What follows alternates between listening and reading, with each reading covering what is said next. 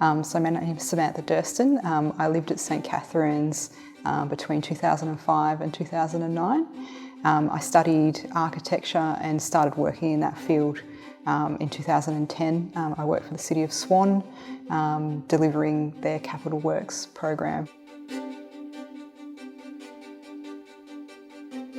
So in my current role, what we do is we deliver civic building projects for the city. So they could be a leisure centre or a new town hall or a senior citizens centre. So it doesn't really differ in terms of what a traditional architect's day would look like. So we have a brief, we need to make sure that the design of the building meets that brief and that all the stakeholders are satisfied with the design, and then we have to deliver it, so managing the building process of that as well.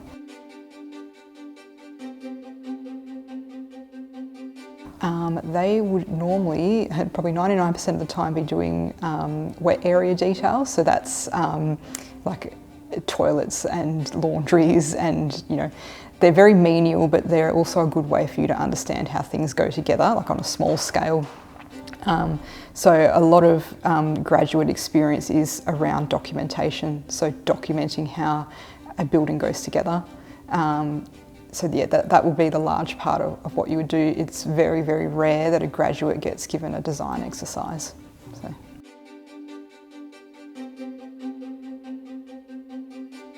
Time management is probably a good one. You'll have lots of competing priorities. Sometimes they're not your priorities, but you need to factor that in to your workload. For example, a client might have a deadline that you really need to meet.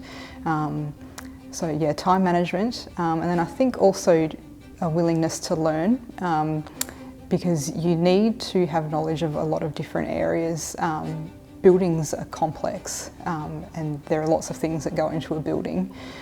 So I think just that willingness to learn, to talk to lots of different people, to try and broaden your knowledge, but also understand that you don't have to know everything, but you just have to be willing to learn about it.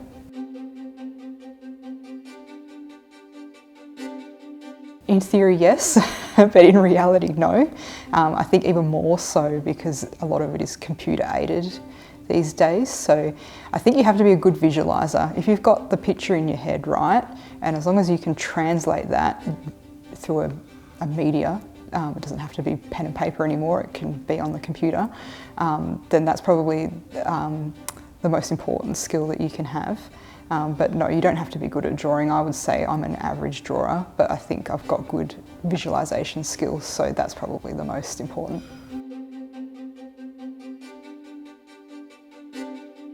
Definitely. There's, I think, this romantic view of an architect sitting alone in a room designing a whole building by themselves, but it doesn't happen that way. You're often working particularly on larger projects, in a team of architects, and that's just looking after the architecture side of things. There's also specialist consultants that will be involved, so you'll have like an engineer or a hydraulic engineer, various different subject matter experts, and all of their input has to go into the building design, so you have to know how to work as part of a team. So yes, there is a lot of teamwork.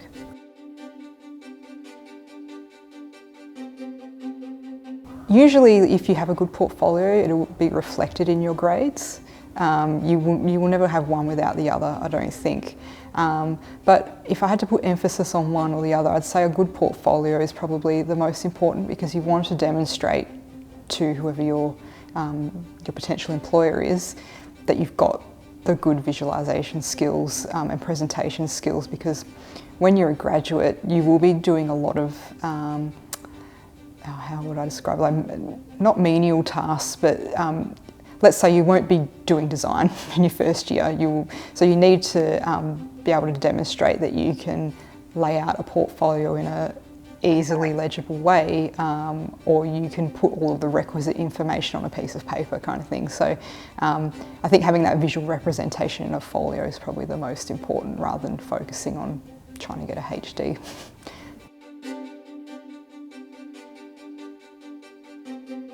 I'm not sure if the coursework is different to when I went through, but there wasn't a lot of emphasis on professional experience. So I think just trying to get yourself out there as early as you can, even if it's on a volunteer basis. So offering your time for free as a student, maybe 1 day a week, just so you can see what the insides of an architect's firm looks like. And then if you can secure some employment during your study, because it will really help you and supplement your learning. I think the earlier that you get exposed to the real world, the better.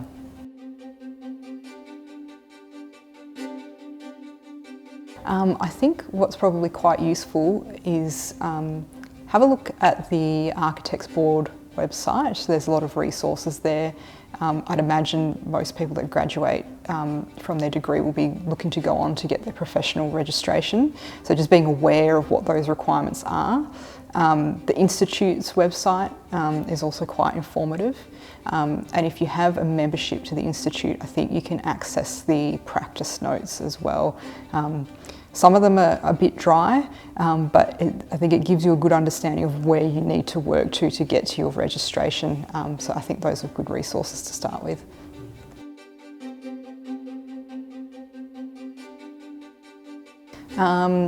Probably extracurricular things. If you have a hobby that you enjoy, like for example photography, demonstrate that in your application, or any other kind of creative hobby that you might have. Like, I think employers want to see a diverse person.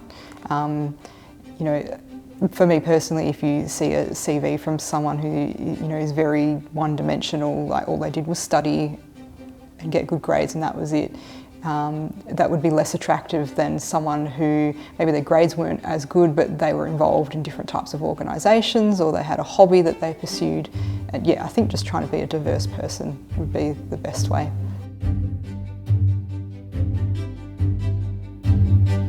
They've all usually been quite casual, so like in a cafe or something like that.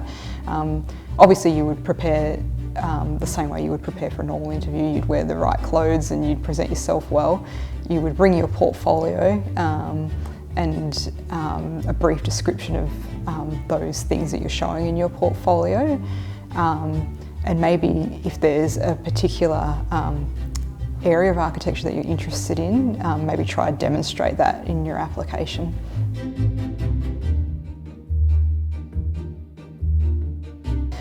We were discussing earlier today at the lunch that I think there's this feeling in the architecture industry that it's a dying profession, but we don't think it is. I think you just need to understand that you don't need to know everything when you graduate, and I think there's that pressure that you have to. I'm still learning 11 years after graduating, and you learn every day on the job, so don't feel disheartened if you feel like you don't know anything, because that's normal. Just be committed to always wanting to keep learning.